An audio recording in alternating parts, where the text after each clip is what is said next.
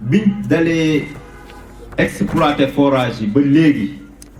li ñu recouvrer ci wàllu xaalis lu jëm ci liñ ñu may mooy ñiñ fi tudd nga xam ne dugal nañ seen loxo ci biir forage yi ak li nga xam ni moom lañ doon laajte ci 5000 yi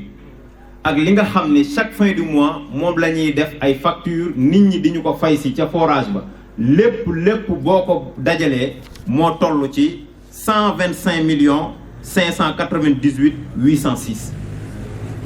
li ñu dajalee lépp ci wàllu xaalis mooy loolu. bu fekkee moratoire yi nga xam ne ñu ngi koy fay Sénélec mooy moratoire yi moom mooy bor bi nga xam ne Aquatech moom la fi bàyyi muy 57 millions yi chaque fin du mois ñu war cee dugal 800 000 ci ñaari forage yi benn forage bu ci nekk lépp dugal nañ ci lu toll ci 20 millions 150 000 ci 57 millions yi dugal nañ ci 20 millions 150 000 bu fekkee li nga xam ne mooy suñuy charge chaque fin du mois danañ fay plombier yi conducteurs yeeg gardiennage beeg ak li nga xam ne moom la ñuy def maintenance ci biir réseau bi lépp boo ko boolee mi ngi toll ci 27 millions 754 637 27 millions.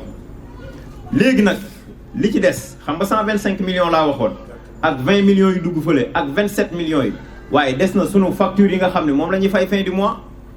yi ñu war a fay waa Sénélec. facture yooyu ñun ñoo ko consommé ndax forage yi courant lay dawee lépp boo ko boolee ci facture yooyu li ñuy fay mi ngi toll ci 75 millions 69 700 nga boole nag li ñuy fay ci moratoire yi ak li ñuy fay ci facture yi nga xam ne ñun ñoo ko consommé mi ngi toll ci 96 millions 171 000 96 millions kon bañ fi toogee léegi 96 millions versé nañ ko waa Sénélec 96 millions yooyu nag boo jëlee 27 millions yi nga xam ne moom la ñuy am charge chaque fin du mois boole ko li nga xam ne moom lañ fa dajale ci xaalis lépp buñ ko ci génnee ci 125 millions yi mi ngi des 1 million 672 000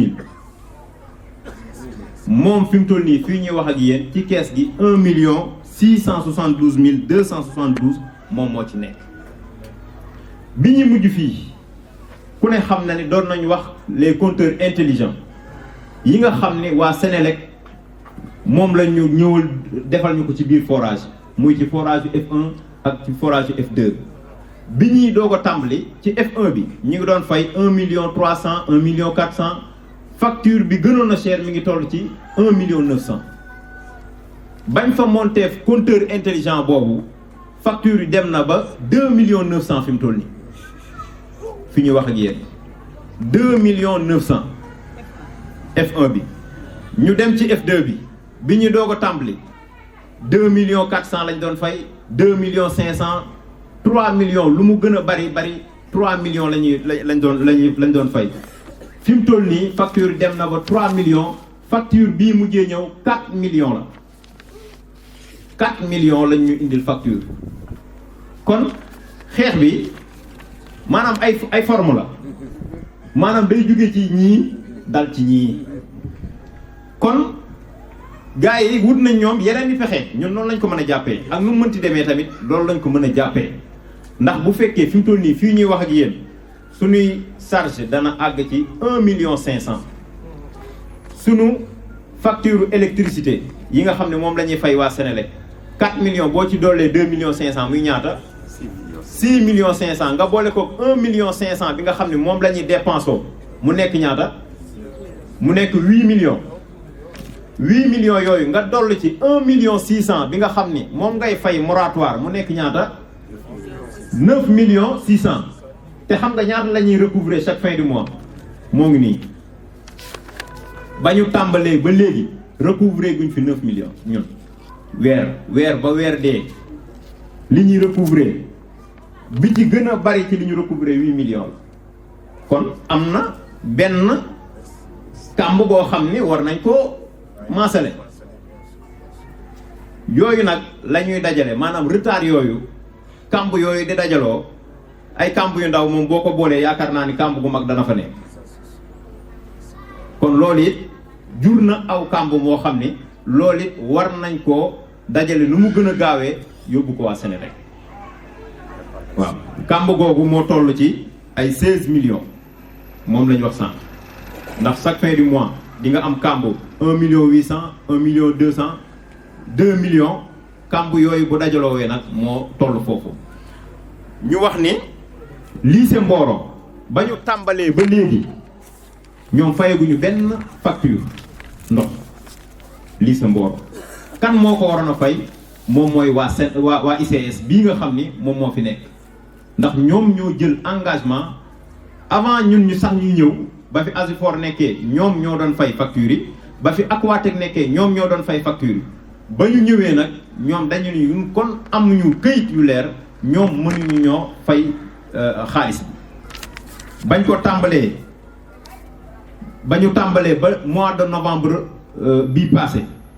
facture lycée Mboro mi ngi tolloon ci 2 millions 592 mille loolu lañ ñu amee loon